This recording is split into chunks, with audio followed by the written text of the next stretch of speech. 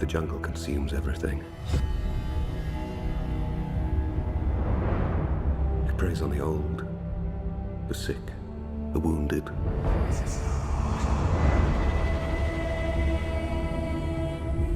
It preys on the weak. But never the strong.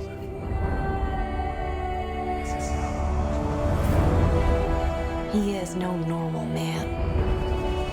He was thought to be an evil spirit, a ghost in the trees. No man ever started with less.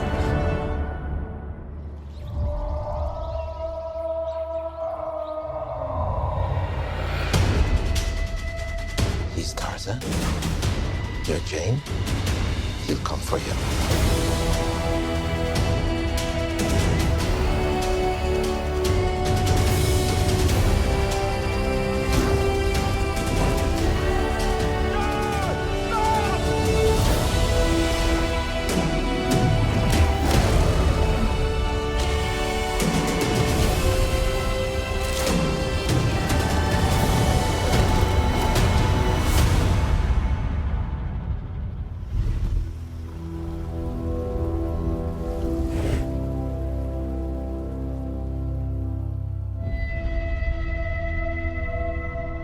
You are Lord of the Apes, King of the Jungle.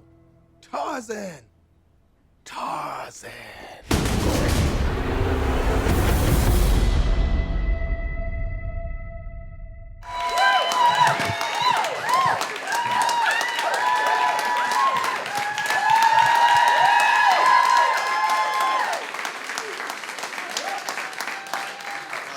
Hello. Hey, everybody.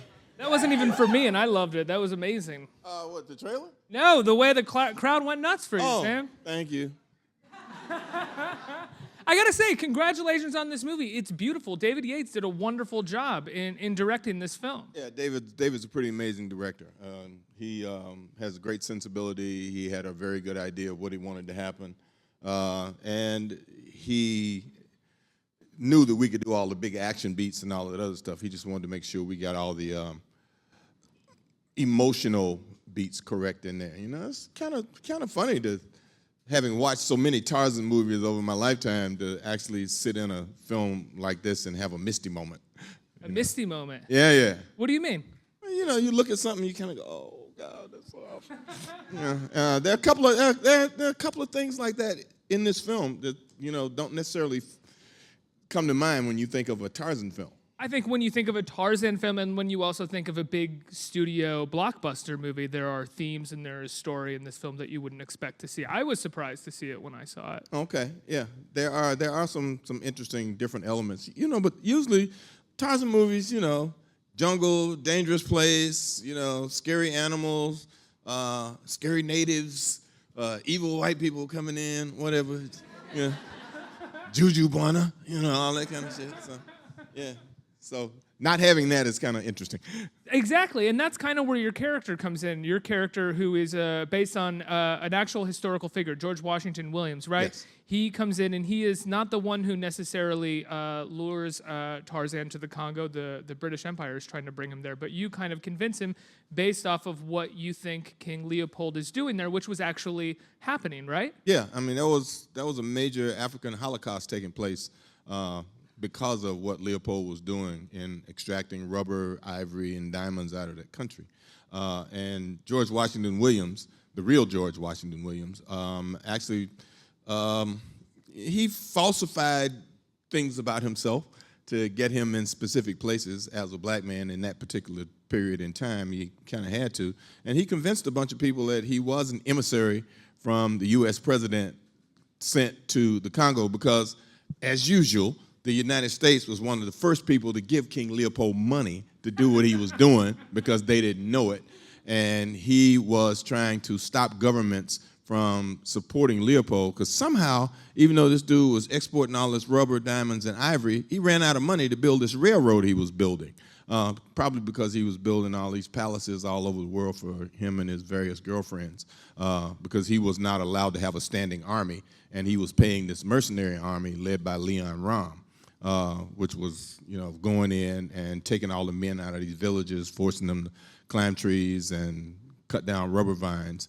And when that army was given bullets, it's one of the really bizarre and nasty things that was going on. When this army was given bullets, they weren't allowed to kill animals for food or hunt.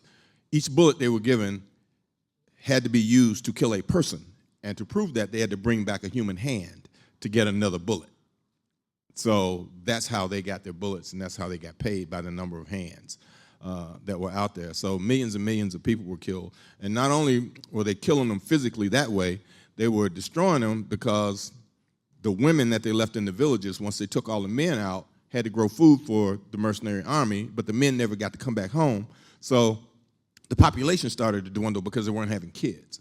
And the effect of that is still felt today in that, particular section of the world and how it all worked. That's incredible. I mean, I would say that makes this one of the most original Hollywood blockbusters I've seen, to have a storyline like that within it.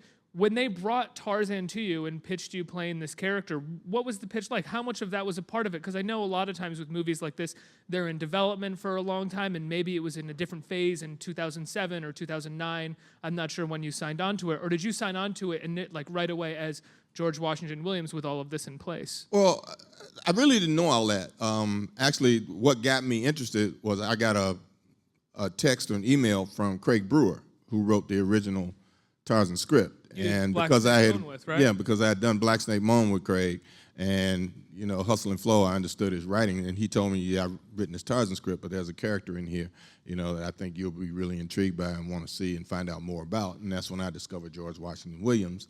And when I talked to David about him, he sent me all this other, resource material that I could get to, and he wrote a couple of treatises on being black in America and all these other things before he passed away. And actually last year, I was shooting Miss Peregrine's Home for Peculiar Children with Tim Burton in Blackpool, and that's where George Washington Williams died. So I actually went to his gravesite. And didn't he die, essentially on his way back from He was on his way back from the Congo and had tuberculosis. And so died. he essentially had written his open letter and exposed King Leopold for what he was doing. Exactly. And then passed away. It was like his life's greatest mission was almost accomplished. Yeah. There were other people doing the very same thing. If you read King Leopold's Ghost, that book chronicles what Stanley and Livingston and a whole bunch of other people knew what was going on over there, or what King Leopold would allow them to see if they didn't get past, all his mercenaries and all these outposts that he had around there.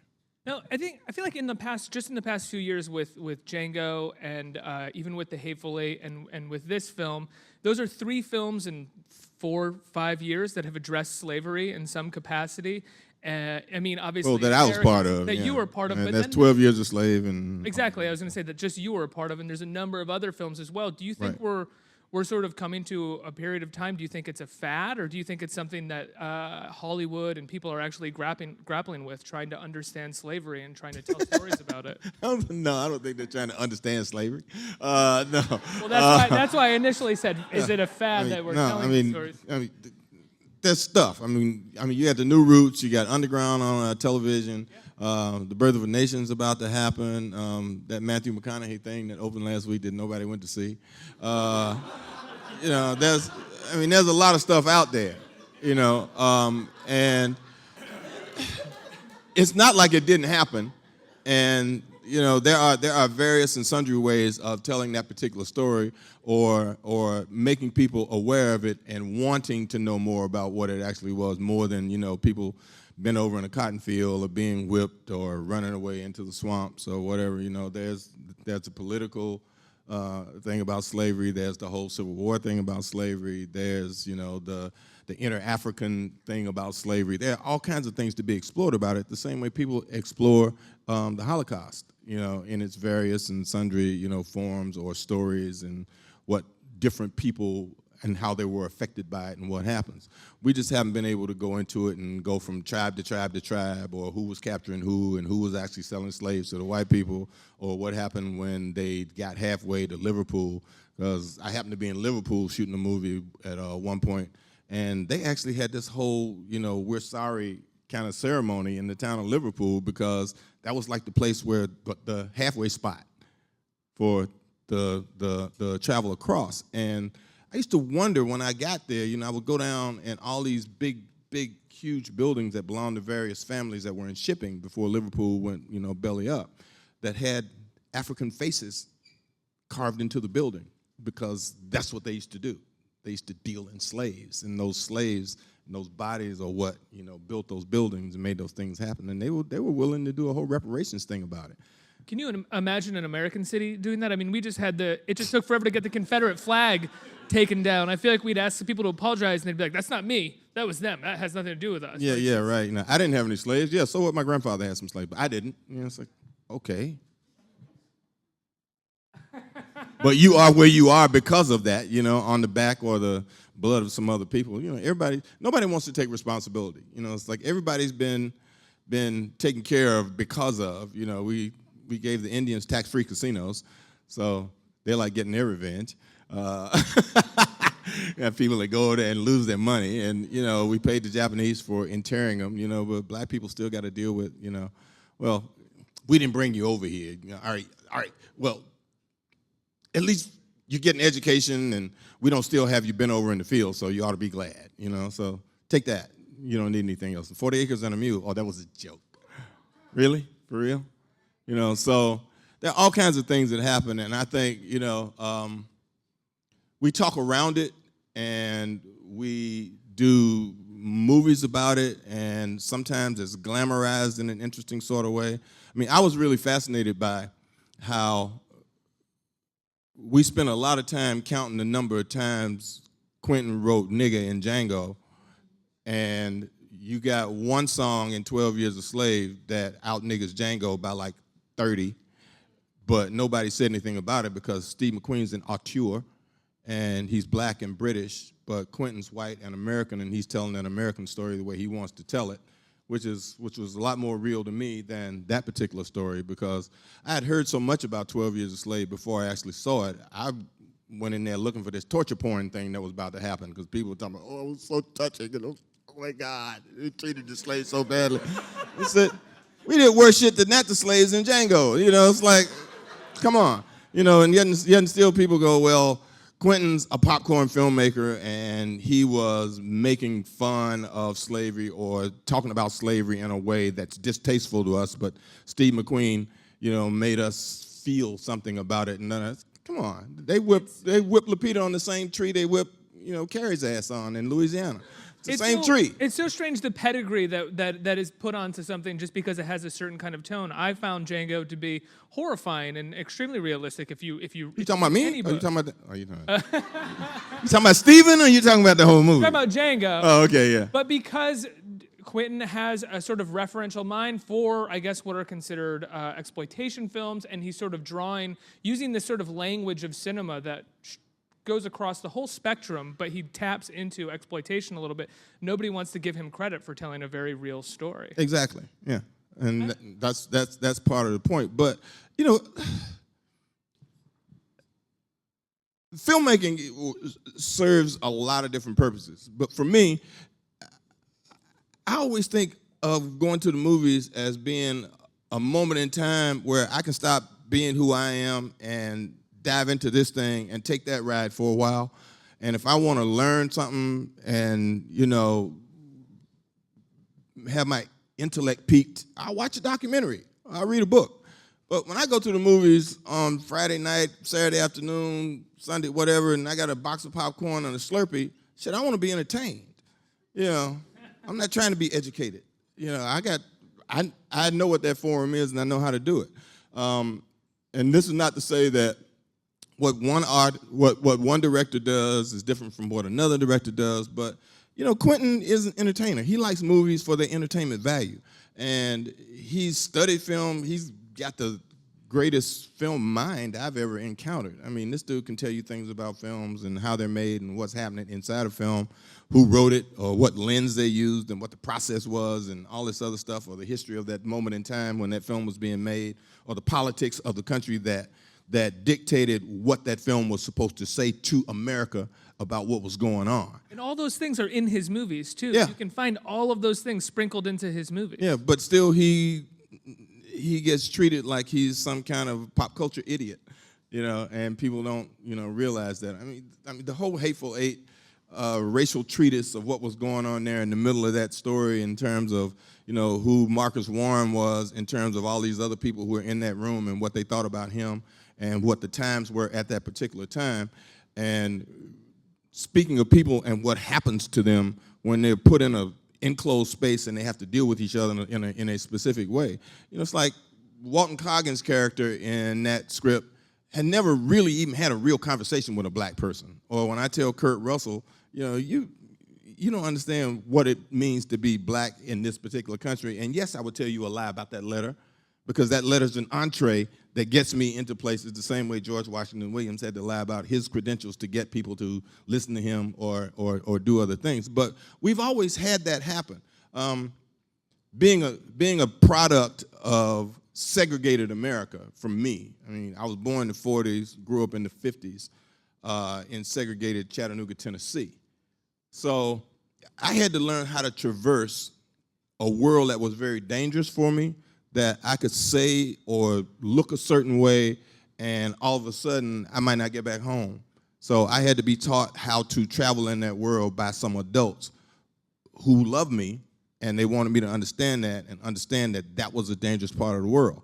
I also lived in a part of the world that was very nurturing and caring and positive for me as a young man growing up, because they reinforced me in a way that made me feel I was worthwhile in a world that was trying to tell me I was not. So in my black world, where, everything was black. I had black teachers, my friends were black, I went to black church, it was all that. I only encountered white people when I went downtown. But I had to act a different way when I went downtown and I encountered those white people. Or I had to understand that you don't have to drop your eyes, or you don't have to, shuffle your feet or do anything else, but you have to present yourself in a way that is non-threatening and non-equal.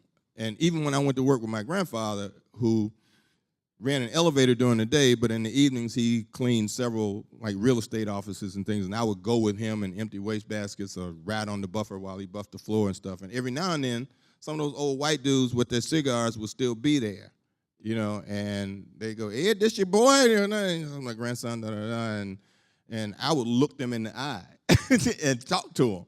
And after they would leave, he'd go, "Boy, you can't do that." I'm like, "What you talking about? What?" And he's like, "Mr. So-and-so speak to you. You kind of, you turn your head a little bit and you answer the questions, and don't say anything more than the answer to that question. You don't start asking him questions about what he was doing on his desk, or why does he sit here and so-and-so over there, or why he calls me Ed and I call him Mr. So-and-so and I'm 3 times his age, So I had to learn how to handle all that. Even down to somebody as supposedly non-threatening as the insurance man who comes to my house, to get a fucking nickel a week from my grandmother for a life insurance policy. I had to call him Mr. So-and-so, and he called my grandmother Pearl. She's a grown-ass woman, old grown woman. And by the time I went off to Morehouse College and I came back, and I came home and I had hair like this brother right here, which they were like, "Oh shit, you got to get your hair cut." As soon as I came home, my first year, I'm going to college. I come home in 1966. I met some brothers who've been to Vietnam. We didn't even know Vietnam was going on. And they came back talking about the war, and they had these big-ass afros, and they had these black fists made out of rope around their neck. And then my cousin got killed in Vietnam, who was like the same age as I was. And I was like, "Oh, it's a war." And this brother's like, "Yeah, it's a war. And if you don't keep your ass in school and learn some shit, you're going to be in the war. And you're going to be dead." And then they started talking about that, and then the Black Power thing happened. I met Stokely Carmichael, Rap Brown, blah, blah, blah. So by the time I came home that summer with my afro, and Mr. Venable came to get his nickel, and he knocked on the door, and I was sitting on the porch, and he go, "Pearl home?" I go, "Motherfucker, what you mean Pearl?" Well, my grandmother's like 3 times as old as you. You gonna call her by her first name, and you call her Miss Montgomery. And all of a sudden, it was like a hand came out, grabbed me by the afro, smacked me in the door. My grandma's like, "Boy, you're going to get killed.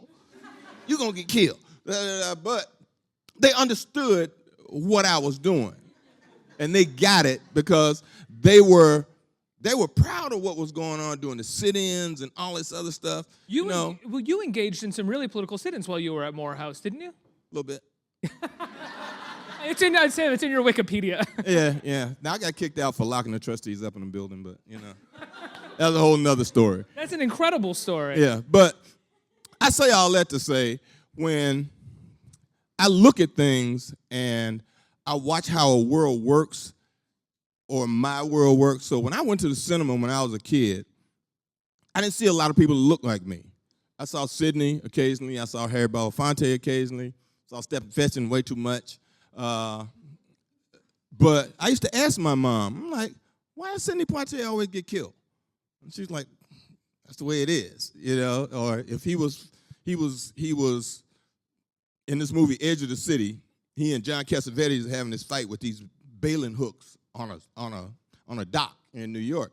And Sidney could have killed him at one point, but he gave him his bailing hook back, and then John Cassavetes jacked Sidney up, and I'm like, whoa, And then we go see the Longships. Sidney's like the head of the Moors, and he's got these badass dudes with him. They so bad that they got a sword that looks like a big ass sliding board called the Mayor, and he could just tell a dude, go up there and fall on the Mayor. Dude just go up there and like, oh my God! It's like, what did he just say? Now that's some terrorist shit. But when Sidney boys did it, they fell on the sword, whoop, fall in half.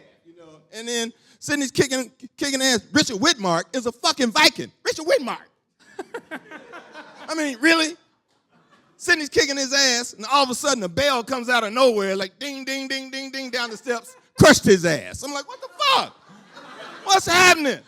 Well, I'm curious. You're talking about representation in many ways. After your success with Jungle Fever and Pulp Fiction, where in Jungle Fever you played a struggling crack addict, and in Pulp Fiction, yeah. Well, how about I was a successful crack addict. And then in Pulp Fiction, you played, one of the great gangsters. But these are two movies by writers and directors who add an incredible amount of depth to these characters that in other hands would be stereotypes of some kind. And you gained massive success in these stereotypes, but handled by incredible writers who added depth and layers and complexity and brilliant writing to these characters. Maybe not. But following Pulp Fiction, I'm curious if you were offered lots of gangsters or lots of stereotypical parts that you maybe had the power at which point. Yeah, of course. No, because I remember after Pulp Fiction, you did sort of parts in sci-fi movies and things that were like doctors or scientists. It looked like you were really looking for stuff that wasn't like Pulp Fiction or like Jules at all. Yeah, I refused to be painted into somebody's box. Yeah, I had a lot of chances to be, Jules again, to say smart ass shit and be very cool. Or I didn't have a lot of chance to play a lot of crack addicts after Jungle Fever. Yeah, I was actively trying not to be painted in a box because I grew up here in the theater and I knew I had the facility to be all these other different things. And one of the rules that I had for my agents and managers when I finally got them was that do not send me scripts that say specifically African American. Just send me a script. I'll find the person on the inside of that script that I want to be, and it's your job to get me in the room with those people to convince them that I can be that person.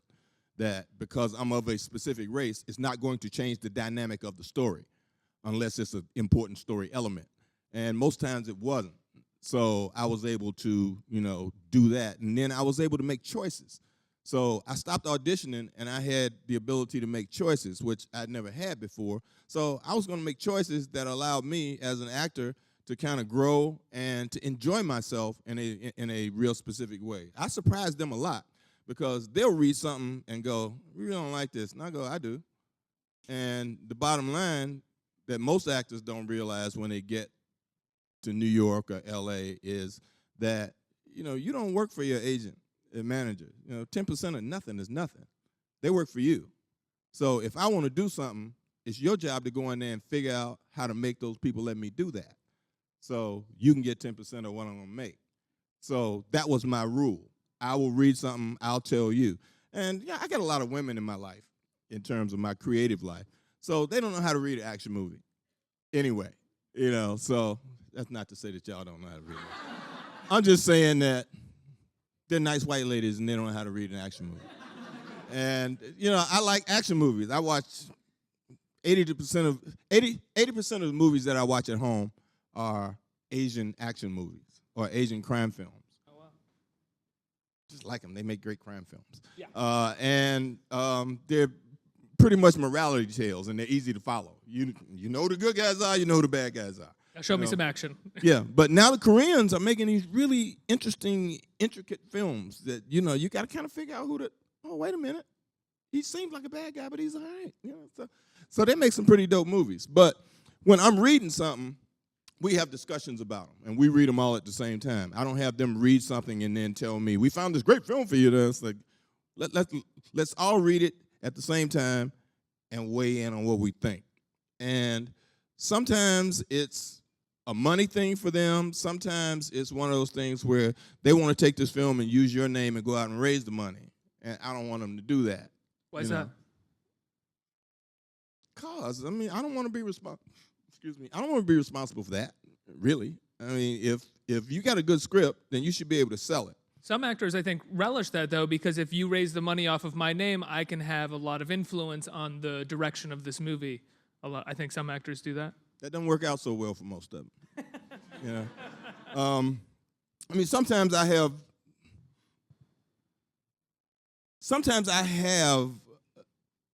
the discretion of who's going to direct it or who the other stars are. I mean, I remember when I first got to Hollywood, one of the first things that happened when I was about to do Patriot Games, I was doing another film in New Mexico, and they said, well, we'd love for you to be in this movie, but Harrison has cast approval, so you have to come down here and meet Harrison Ford. I was like, meet him for what? You know, and then I realized later on that, you know, if he didn't like me or if he didn't like the way I chewed my food or whatever, then I wouldn't have gotten that job. So I've been in that position since then where the other actor comes in or they put me in a place with this other actor and I'm actually judging that actor and they don't know as to whether I want to talk to him from day to day or whether I think we can work together in a scene, you know. And sometimes I've been right about that, sometimes I've been wrong. But fortunately, you know, when I met Harrison, he had just done a film with a guy who used to be one of my old roommates, Bill Nunn. So we talked about Billy, and we both like Billy, and da-da-da, and next thing I know, I'm in the movie, and that happens. But even in that instance, once the film was over and the first junket I'd ever gone to, I didn't know anything about going to junkets because we didn't have junkets for Spike Lee movies. So I didn't know anything about that. So I'm at the junket, and when I auditioned for the film, my character had a lot of things to do.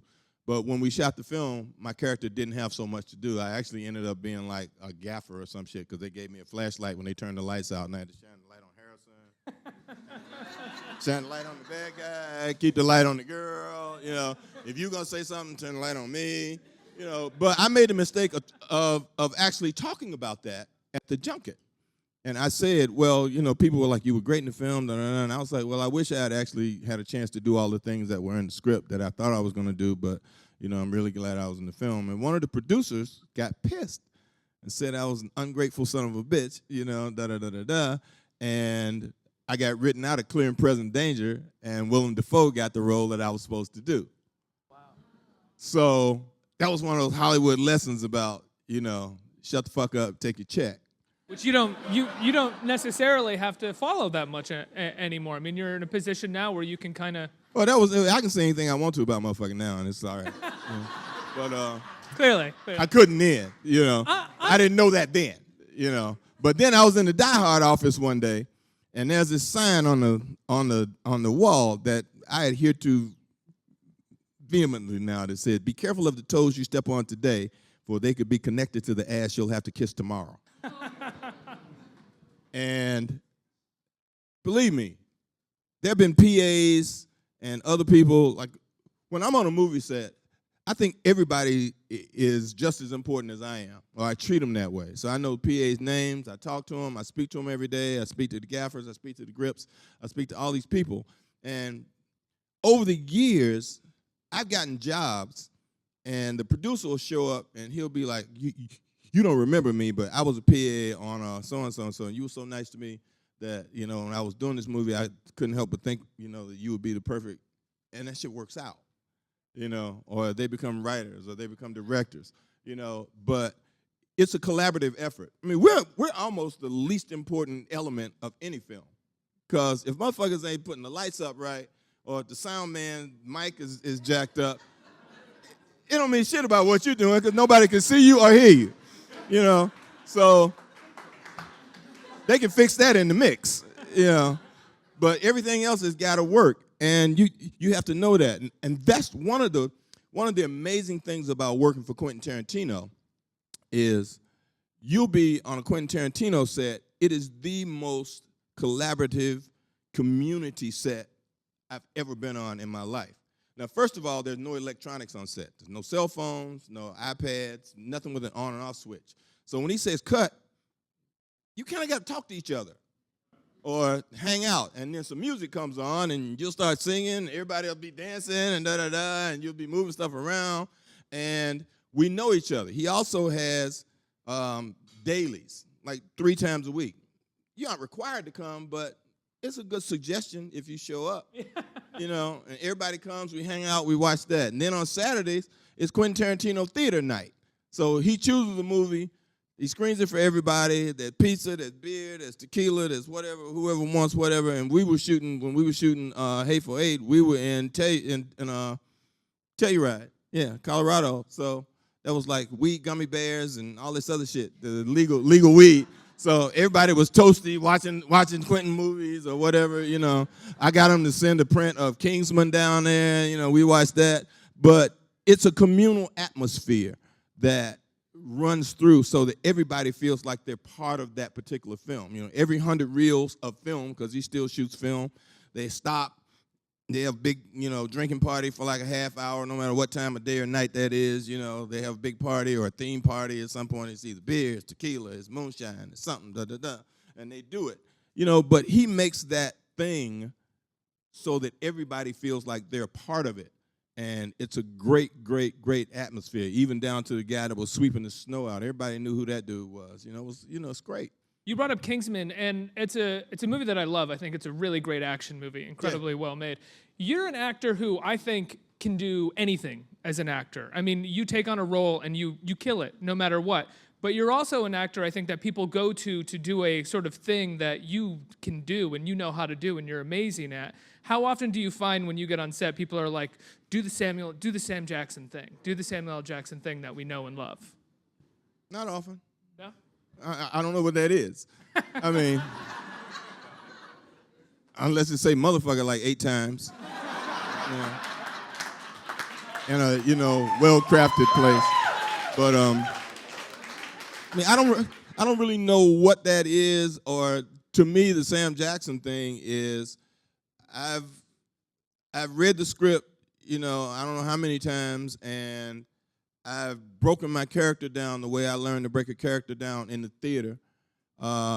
If there's source material, like for George Washington Williams, I'll go to the source material and deal with that. But if not, then, okay, it's up to me to figure out who this guy is. I can figure out when he was born, who his parents were, what his educational background is, military, if he has that, what kind of life experiences he's had, how he feels about this, that, or the other, even down sometimes to what kind of food he eats, you know, just because they're eating scenes in the movie, and I want to figure out what I want to eat when I'm, you know, in that particular scene. And then from scene to scene, what my relationship is with those characters, or what I'm trying to accomplish in this scene that leads to the next scene, that leads to the next scene, that leads to the next scene. So what happens is, the Sam Jackson thing for me, according to my agents and managers, is I'm so prepared when I show up that I expect everybody else to be as prepared as I am. So when a director does not have a shot list for that day, or a director's floundering and trying to figure out what he's doing, he can ask me and I can tell him, you know, because one of the funny things about movies is the director is usually the person on the film set that's got the least amount of experience of everybody there. A director makes one movie every 4 years, every 2 years. Yeah, An actor but a makes director's 7 career is years. what? A good director's career is 15 movies. Yeah. You know, everybody has done 15 movies in the last 2 years. You know, so we all know, you know, what the fuck's he shooting at? That ain't gonna be in the movie. You know? It's like, you don't really need that shot, dude. You don't need that shot. Yeah. It's like, so there's that shit going. Where did I digress from? No, that was amazing. What are you? I don't care. If I you digress from somewhere, but I show up prepared. Yeah. So That's to the me, Sam that's the Jackson. Sam Jackson thing. When you hire me, you've hired an actor who's going to show up, who's going to know his lines, who's going to hit his marks, and do his best to make the other actors around him better. Absolutely. I'm not going to call shots for you, and I don't expect you to give me a line reading. And if you do, you hired the wrong motherfucker. I'm going to turn it over to the audience for some questions. Does anyone have any questions out there? Oh, hey. Hi, big fan. Congratulations on your Lifetime Achievement Award. Thank you. BT.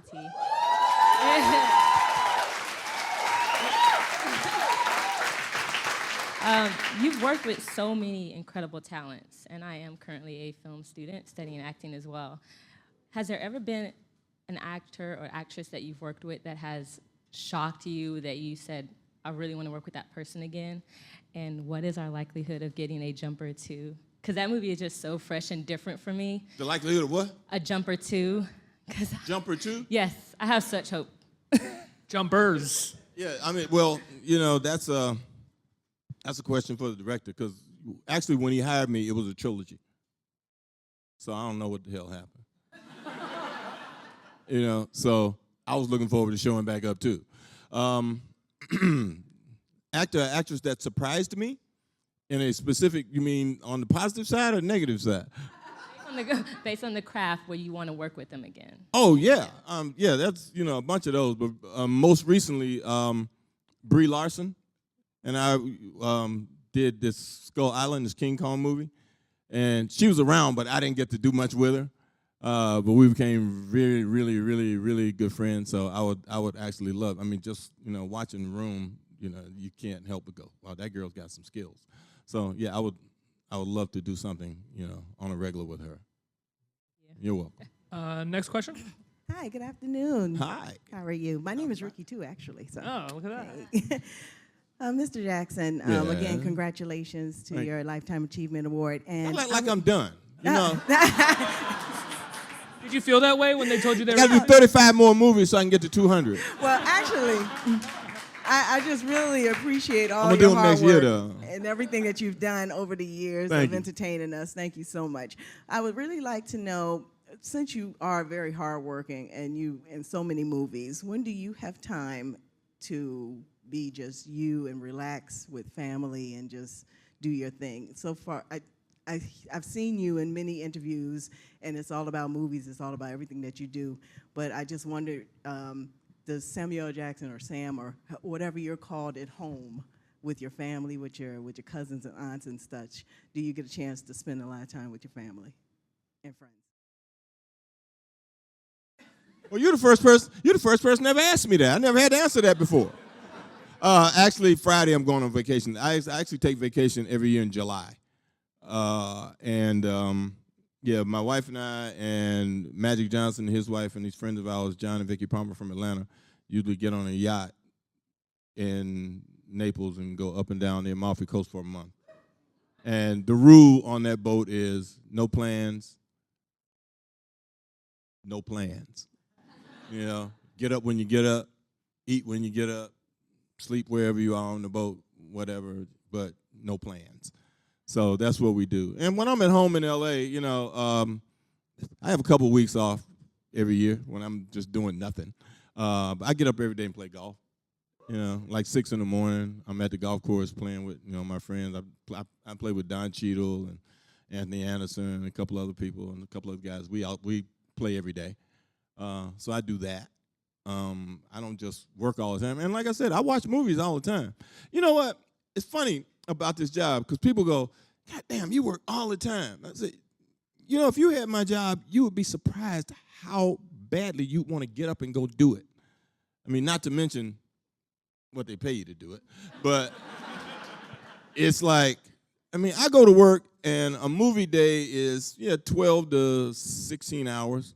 But out of that 12 to 16 hours, I might work 2 hours.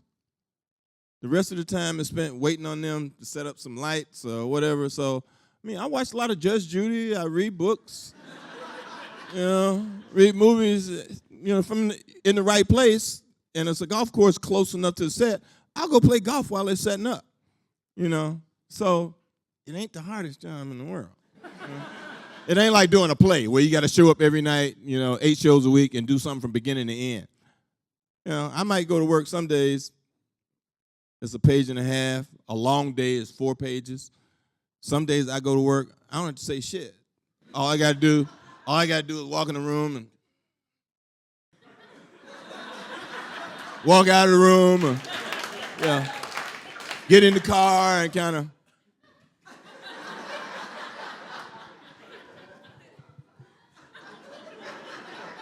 all right, Sam, you're wrapped. I can do that every day. All right. I think we have time for one more question. How's it going, Mr. Jackson? How you get the mic? Go ahead. Have you ever picked up a hobby or a passion on one of your movies? Picked up a hobby or passion on one of my movies? You mean something I did in the movie? I actually picked up pretending to play guitar when I was doing Black Snake Moan. It's real funny, though, because it's one of those kind of things where I was at a Rock and Roll Hall of Fame event, and somebody walked up behind me and said, you ought to do a movie where you play a blues guitarist and let me teach you how to play guitar. And I turned around, and it was Felicia Collins, the woman who used to be in the band on Dave's show with the dreads. And I was like, okay, if that happens, you got it. And I went about my business. Next week, I was at the Academy Award, and in the gift basket was a Gibson guitar with gold fittings. A day later, I got the script to Black Snake Moan. A week later, I came to New York to start Freedom Land and got the job in Black Snake Moan and called Felicia, and she became my guitar teacher. When I left here after that, I went to Vancouver to do Snakes on a Plane. And why y'all laughing? That's a good-ass movie. The movie. See, the problem with Snakes on a Plane was it was better than it was supposed to be. Had it been a hokey piece of shit, it would have made a lot of money. But anyhow, I go to Vancouver to do Snakes on a Plane, and I got my guitar strapped to my back. And first day, the prop guy passes me. He goes, so you play guitar? And I'm like, no, I'm learning to play guitar for this movie that I'm going to do after this movie. And he was like, oh, you need some help? I'm like, well, yeah. Turns out dude's like the shit guitarist. I mean, he's rock, blues, everything. So every day he was in my trailer drilling me through all the things I had to learn to do Black Snake Moan. So by the time I got to Memphis to do Black Snake Moan, the music director on the movie was trying to be funny, so he would like take me places to like juke joints down in Mississippi and Alabama and sit me in with these guys, and I could fucking play, because I had been with this dude, and he would take me to old blue dudes' houses. We sit on the back porch and play. So I kind of picked that up a little bit, and I still do that, But, yeah, it was really great to be able to do that. I think I have to let you go in a minute, but I want to ask you one quick question before I let you go. Just as a total fan of all of your work and all of your movies, one of my favorite parts, one of my favorite parts of yours is a small part in Goodfellas, Stax Edwards. Stax Edwards. It's such a great. You have 2-3 scenes in that movie, and you're so great just in those moments. I have your lines like etched in my brain from those scenes that you're in. Can you talk about getting that part and which getting lines killed? do you remember from that movie? This drink is better than sex, baby. In the morning when you wake up, you said. Joe Pesci says, "I thought you had one of your bitches." I thought you had one of your bitches in here. What'd I say? You said, "I did. She must have left." Right? Isn't that the line? No, I didn't. I said, I didn't. What the fuck is she? Oh, okay. Yeah, okay. And then he shoots you in your head because you're late for your own funeral. Yeah. I had to sit down and tie my shoe. Right. so that Joe could shoot me in the head because he couldn't reach up and shoot me. What was it like? What was it like working with Scorsese at that point in your career? It was pretty early on in your career, Marty, right? it was one of those things where I don't know why he cast me, but he did. He would just call me, come on set, and I'd go, watch different scenes. I'd go out to the beach when they were shooting that cold-ass beach scene. It was cold as a motherfucker that day. There's people out there on the beach. I was like, damn, look at that. But I was out there, and I was hanging out with Henny Youngman for some reason. He was there doing that. And then he had all these guys that were around set, and there were these guys would tell me, I did time with Stax. I was like, Stax was a real guy. yeah, Stax was a real guy. So guys would tell me they did time with Stax, and you know why they call him Stax, right? Because he wore platform shoes, because he wasn't that tall. He wasn't tall as you. He wore platform, so we call him Stax. And then, That sounds like voiceover in Goodfellas. that was crazy. And I didn't actually have a trailer when I was on that shoot. So we were shooting out near John Gotti's Hunt and Fish Club. So they would put me in these gangsters' houses every day, different gangsters. And I'd be, sitting around watching baseball or eating dinner with them, with the Beehive chicks sitting around. And they're like, the daughter's like popping gum. I'm like, no, please. But it was an interesting shoot. I met a lot of people that had done time in that Lufthansa heist and whatever. And then I was shooting a movie somewhere else, and I went in this fast food place somewhere, like Maryland or somewhere, and this woman told me that I had portrayed her brother in a movie. And I was like, who's that? She's like, Stax Edwards. That was my brother. I was like, oh, get the fuck out of here. So, That's incredible. Yeah, she just comes around like that. Mr. Samuel Jackson, you're a hero. Thank you so much for sitting around. Oh, I gotta thank let you you go. I gotta let you go. Tarzan opens July 1st, and it's really fantastic. Incredibly well done movie. Congratulations, Thank you Samuel all. Jackson.